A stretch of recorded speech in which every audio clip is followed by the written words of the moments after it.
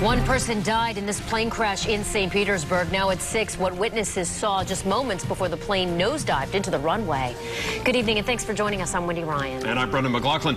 A plane with 2 people on board took off from Albert Whitted Airport in St. Petersburg this afternoon, but it immediately experienced problems and crashed into the runway upside down. Our Carson Chambers is live at the airport with more on what went wrong. Carson?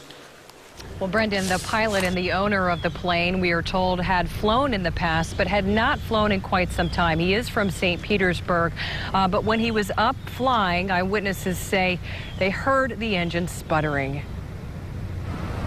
The fixed-wing single-engine plane took off just before 1:45 this afternoon, headed west out of St. Petersburg. There were clear skies and slow airport traffic, according to people who work nearby. It was very quiet weather.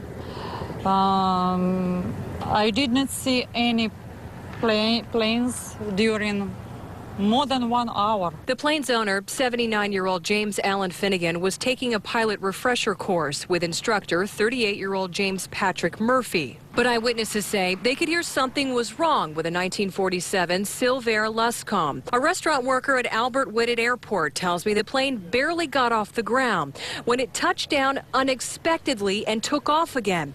At around 200 feet in the air, we're told it pitched suddenly, nose first. The plane was airborne at the time. They heard some engine sputtering, and the plane just did a nosedive into the runway. The restaurant worker says she and 2 mechanics ran to help the 2 men inside. Nearby, Galena Lee heard the commotion on the runway. Everybody heard the noise of the fire department cars, ambulance. Paramedics say Finnegan died at Bayfront Medical Center after going into cardiac arrest. Murphy was taken to the hospital as well, but is in stable condition.